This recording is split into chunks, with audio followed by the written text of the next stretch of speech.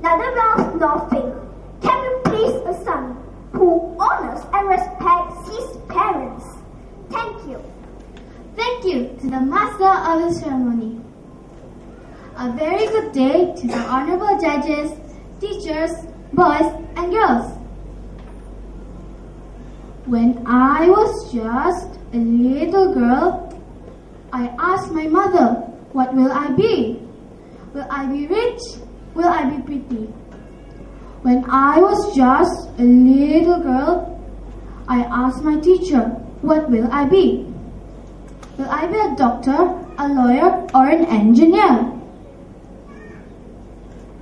This story happened a long time ago. There lived in a village a man, his wife, and their 4 children.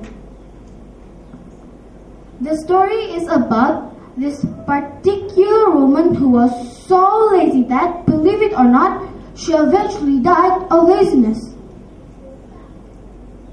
This lady hated all kinds of work. She did not wash the pots and pans, never swept the floors, or made the beds. In fact, all she liked to do was just sleep and eat, and sleep. This woman was so lazy that she overslept every morning. Other people had been up for hours, tilling the fields, before this woman even rolled herself out of bed. One day, her husband said to her, "Why don't you get a rooster, my dear? That is a bird which crows in the morning outside your window and is bound to make you jump out of bed." So, she set off to nearby town where there was a market. But she had never seen a rooster before in her life. And so, she got mixed up and bought a fat duck by mistake. She took it home with her, put it under her bed, and peacefully went to sleep. Morning came and went, and at noon, this woman was still asleep. "Why are you late again?" asked the husband. "You don't know anything about roosters. You did not teach the rooster to crow. No wonder the poor bird can't crow." One day, just before the new year, her husband said to her, "Other people's children have nice warm clothes. Why don't you wrap up our children so they are nice and warm too?" "How can I do when I have no linen?" answered the woman. The next day, the man bought some linen and handed it to his wife. She quickly wrapped up all 3 of her children in the linen, turning them into one big bulky package. The man tried to stand them up, but they toppled over. "You don't know anything about handling children," scolded the wife. "It stands to reason that we must roll them on the floor." Then, on another day, the husband said to his wife, "Other women knit stockings for their husbands, but you never do." "How can I do when I have no wool?" snapped the woman. So, her husband again went to town and brought back a ball of wool. The woman took the wool to the nearest temple and wound it around the statue. She found it was impossible. So, she began to shout and scolded the statue. "Give me back my stockings! Give me back my stockings now!" Finally, she said, "You can have them for today, but I'll come back for them tomorrow." She went home empty-handed. "Where are my stockings?" asked the husband. The statue in the temple refused to give them up. And again, the husband left the house without another word. My, oh my. Then, on another day, the husband said to his wife, "Other women baked hot sweet bread for their children, but you never do." "How can I do when I have no flour?" answered the woman. So her husband again went to town and brought back a packet of flour. The woman took the flour and mixed it with a pail of water. Suddenly she screamed, "What happened to my flour? Where is my flour? Now I can't bake any hot sweet bread for my children." "Is the bread ready?" asked the husband. "I can't find the flour." "But never mind, there are plenty of raw potatoes around the kitchen." My, oh my. Soon, sometime after that, the woman made up her mind to visit her mother who lived in a village many miles away. The husband baked a big biscuit and hung it around her neck so that she would have something to eat on the way. Along the way, the woman saw the most strangest and most precious herbs. There were those which bear fruit every year, those which flower only every few years, and those which sink little tubers only after many years of growth. Soon, after many hours, the woman gathered a basket full of the precious herbs. When the time came for her to leave, she sighed deeply because the basket was very heavy. "What am I going to do?" "Oh, never mind. I'll just leave the basket here. Maybe somebody will bring the basket for me." She left the basket on the ground. My, oh my. Several days later, the husband received the news that his wife had starved to death on the road. "But that's impossible!" he cried. "I gave her a huge biscuit to eat on the way." He went to the spot where his wife had died and saw that she had only eaten the portion that was closest to her mouth. The rest of the biscuit was still tied to her neck. My, oh my. Believe it or not, this woman eventually died of laziness. Oh yes! Do you want to know what my mother and teacher always said to me? Never be lazy, never be foolish. Thank you.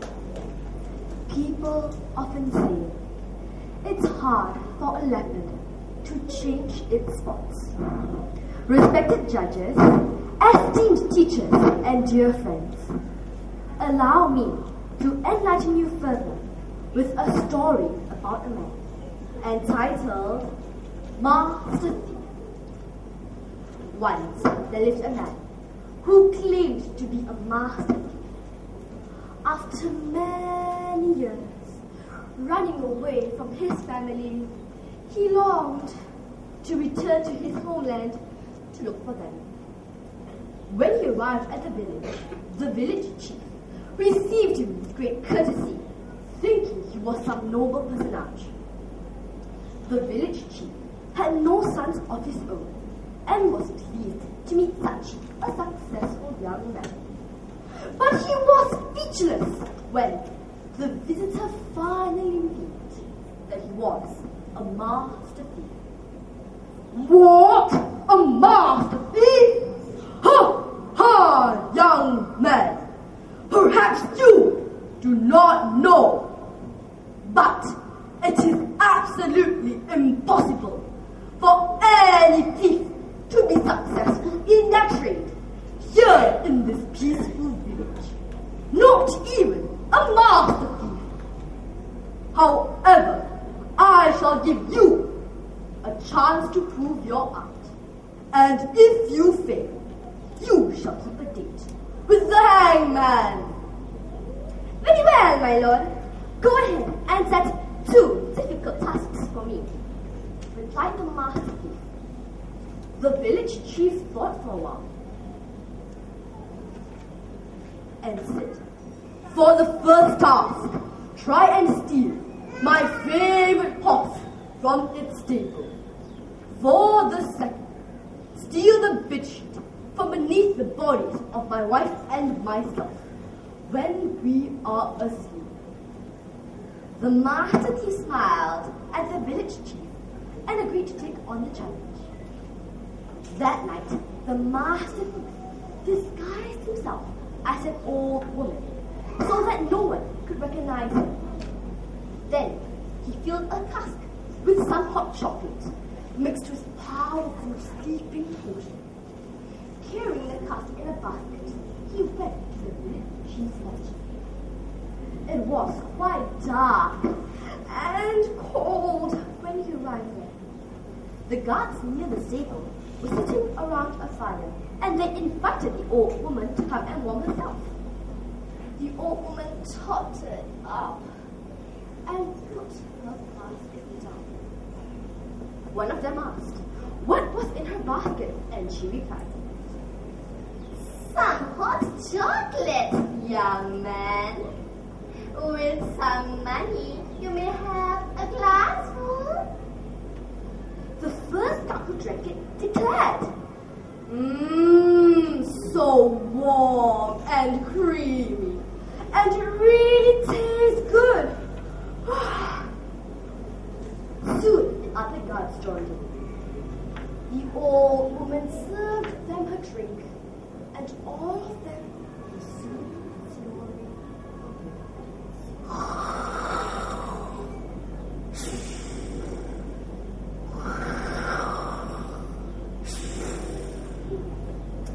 Quietly, the master thief rode the stolen horse away. Early the next morning, the master thief rode the stolen horse to the village chief's mansion. "Good morning, sir. Is this not your horse from the stable? I've come to return it to you." The village chief was obliged to congratulate him, but sneered, "Your second attempt won't be that easy." When the village chief and his wife went to bed that night, they locked and bolted all the doors. He held a pistol and stayed in the dark to wait for the thief to get in by the window. The master thief, however, went to the gallows in the village, cut a poor sinner who was hanging there, and carried him on his back to the village chief's house. Then he set up a ladder to the village chief's bedroom, put the dead body on his shoulders, and began to climb up. When he had got so high that the head of the dead body showed in the window, the village chief, who was seated on his bed, fired a pistol at them. Bang! And immediately, the master thief let the dead body fall to the ground. He stands on the ladder and hid himself in one corner. Quickly, the village chief came down using the ladder, carried the dead body into the garden, and dug a hole to bury it. During that time, the master thief crept out from his corner and climbed up into the bedroom. Pretending to be the village chief, he whispered in the dark room to the village chief's wife, "Dear, the thief is dead. I've shot him, and no one should know. So give me the bedsheet. I will wrap it up and bury him." The village chief's wife, who was horrified, gave him the bedsheet. Immediately, the master thief made off with the bedsheet and reached home safely before the village chief had finished burying the dead body. The next morning, the master thief presented himself to the village chief, who almost fainted to see him alive. The master thief said, "Sir, see, I've stolen your bedsheet.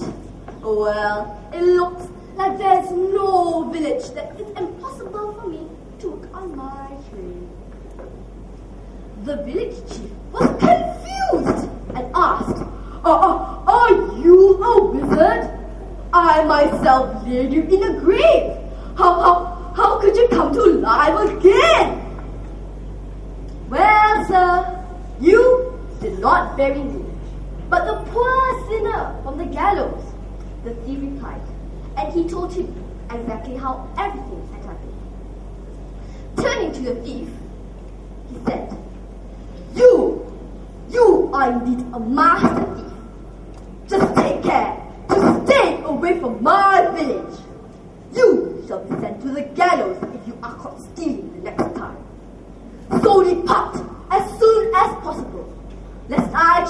my right to set you free.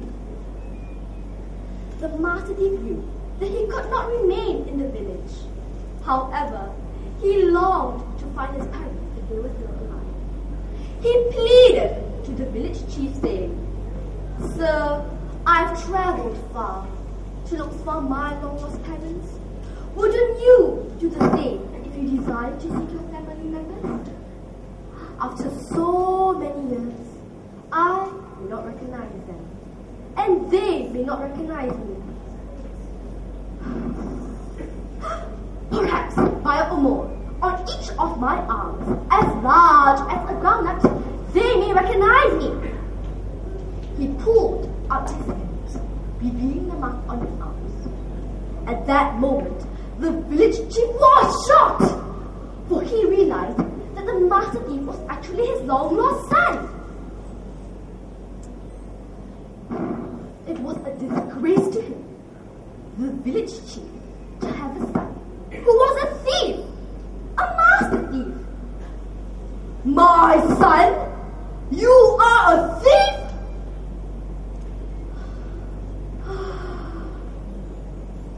A thief is a thief, no matter what. "I'm sorry, son, but you have to go, for I cannot allow you to stay with us here in this peaceful village," cried the old man. The dejected old man led him to his mother, whose tears of joy were short-lived. The master thief had no choice but to leave his family once again. He did not know if he could ever stop stealing, for that was the only trade that he had mastered for a livelihood. The village chief regretted, for failing to bring up his son to become someone more honorable. Sadly, the master thief trudged on to continue his lonely journey. What a sad end to a story. Yes, as an old proverb goes, train a child in a way that he should go, so that when he is old, he will not depart from it. One step in the wrong direction will lead to 1,000 years of regret. We must learn to make wise choices, because a life full of regrets is one full of pain. Thank you. A very good morning to the honorable judges, esteemed timekeepers, ladies and gentlemen, and all my fellow friends. In the spirit of One Malaysia, I would like to tell you a very interesting story about one of Malaysia's most favorite and adorable icons. Who else? The mouse deer, of course. My story is entitled The Mouse Deer and the Tiger. I'm quick and smart as I can be. Try and try, but you can't catch me. Mouse Deer sang his song as he walked through the forest. He was looking for tasty fruits and roots and shoots. Though he was small, he was not afraid. He knew that many big animals wanted to eat him. But first, they had to catch him. Suddenly, he heard something. Roar! There was Tiger! Hello, Mouse Deer. I was just getting hungry. Now you can be my lunch. Mouse Deer didn't want to be lunch, so he looked around and thought fast. He saw a mud puddle. I'm sorry, Tiger. I can't be your lunch. The king has ordered me to guard his pudding. His pudding? Said Tiger. Yes, there it is, said Mouse Deer, pointing to the mud puddle. It has the best taste in the world. The king doesn't want anyone else to taste it. Tiger looked longingly at the puddle. I would like to taste the king's pudding. Oh no, Tiger, the king would be very angry. Just one little taste, Mouse dear, the king will never know. Well, all right, Tiger, but first, let me run far away so no one will blame me. All right, Mouse dear, you can go now. Mouse deer ran quickly out of sight. Imagine, said Tiger, the king's pudding. He took a big mouthful. Pooey, he spat it out. That's no pudding, that's mud. Roar! Tiger ran through the forest till he found Mouse deer. Mouse deer, you tricked me once, but this time you will be my lunch.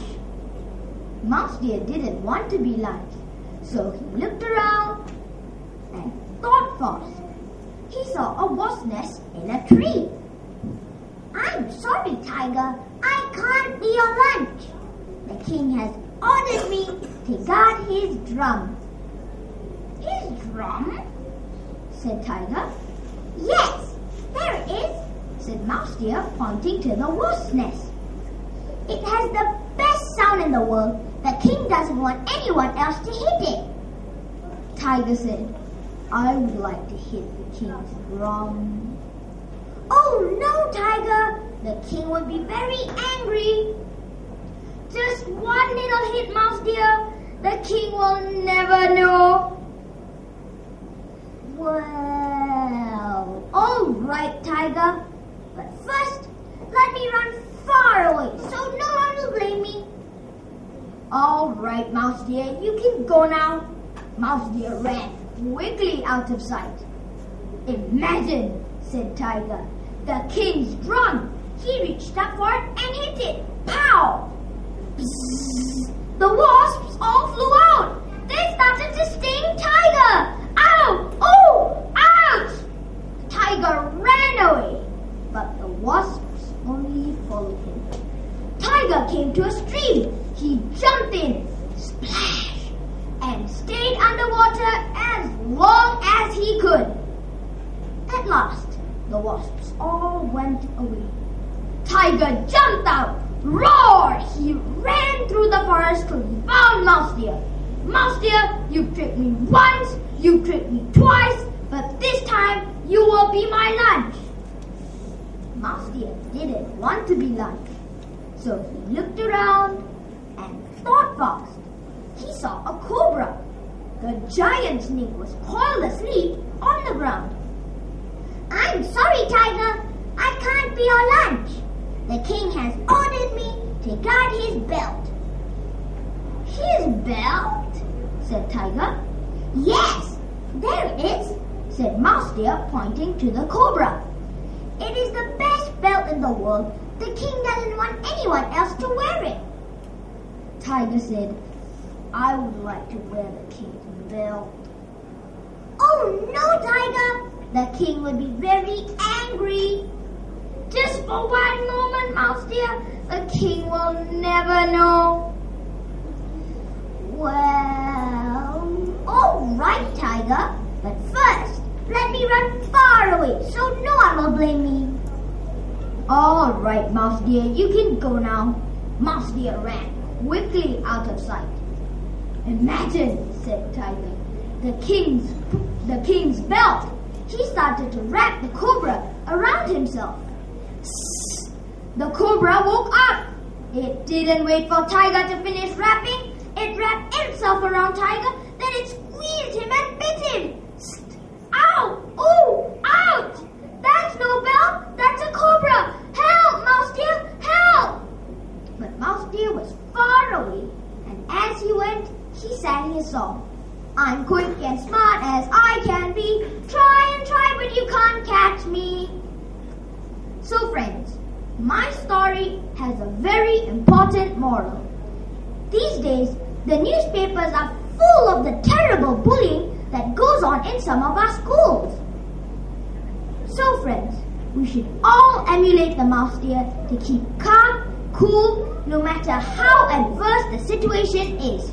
And remember, do not let even those much bigger than us to bully us. Thank you.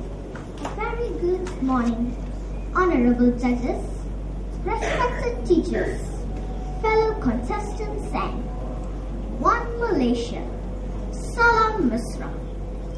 Today, I, Suhashini Shagrin, would like to tell all of you a story entitled The Foolish Farmer.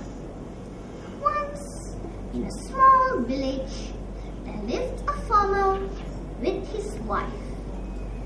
He worked on a plot of land owned by his rich old uncle. The other villagers avoided the farmer. When they do meet him, they refuse to talk to him because he was too foolish. The farmer was very unhappy because he had no friends. One day, the farmer's rich old uncle passed away and left behind all his wealth to the foolish farmer. Now, the foolish farmer became one of the richest men in the village. Many other villagers showed interest in the farmer. The farmer spent his money lavishly on them, not knowing that they were coming for his money. The thought of saving never occurred to the farmer. The farmer became very popular among the villagers. However, the farmer was still unhappy. For years, he and his wife have longed for a child. Each day, they prayed for a son. One day, the farmer was out walking. He happened to pass by one of his neighbor's house. All of a sudden, he overheard his neighbor scolding his sons. "You are all so stubborn, like donkeys. You cannot take simple instructions and do anything right. But believe me, I have made men out of donkeys." When the farmer heard this, he was very happy. He told himself, "This must be a very clever man. Maybe he can make a son for me." The farmer rushed home and dragged one of his best donkeys from his farm. Then he hurried back to his neighbor's house. At his neighbor's house, he said, "I couldn't help overhearing your conversation with your sons just now. I am truly impressed. I brought you one of my best donkeys. Come on now, turn this into a man. Wow, this is going to be interesting." When the neighbor heard this, he was shocked.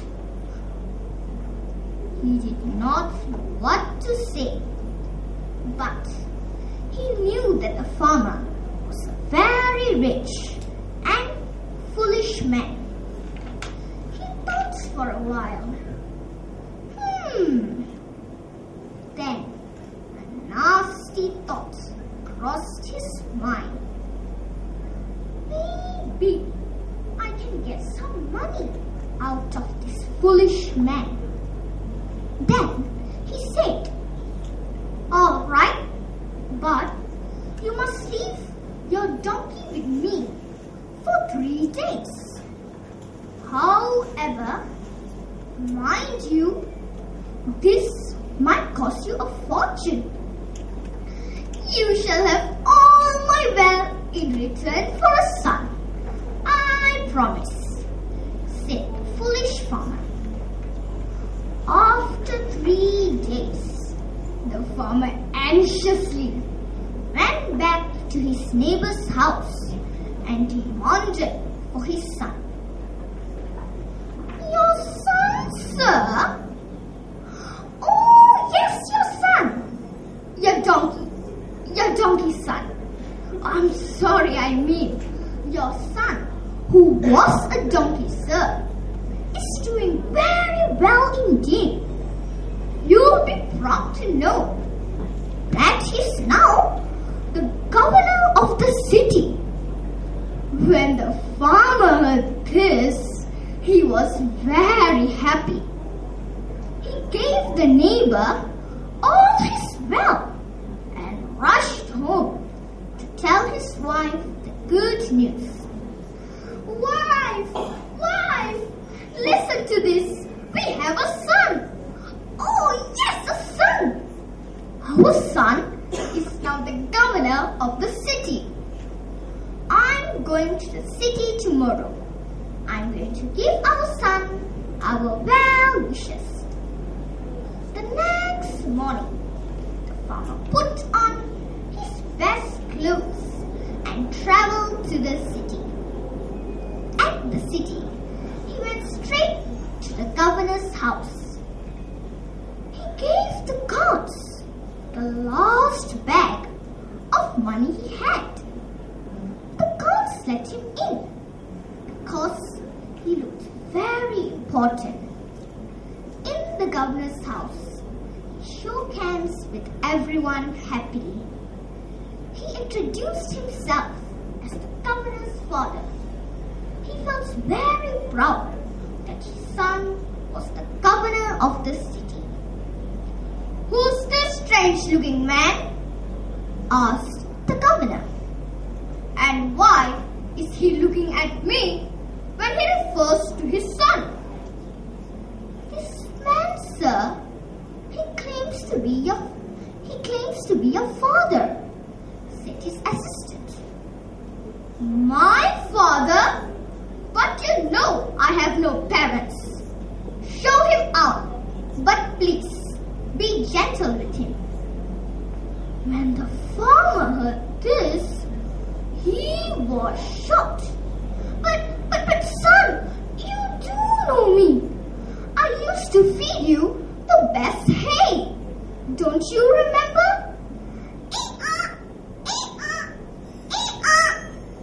Remember me now? When the guards heard this, they were speechless. They could not believe their eyes. They realized that the farmer was truly foolish. "I'm sorry, sir, but you have to leave. If you do come back, we'll have to lock you up." And so the farmer went home feeling disappointed. He has lost all his wealth due to his foolishness. The moral of the story is, fools and money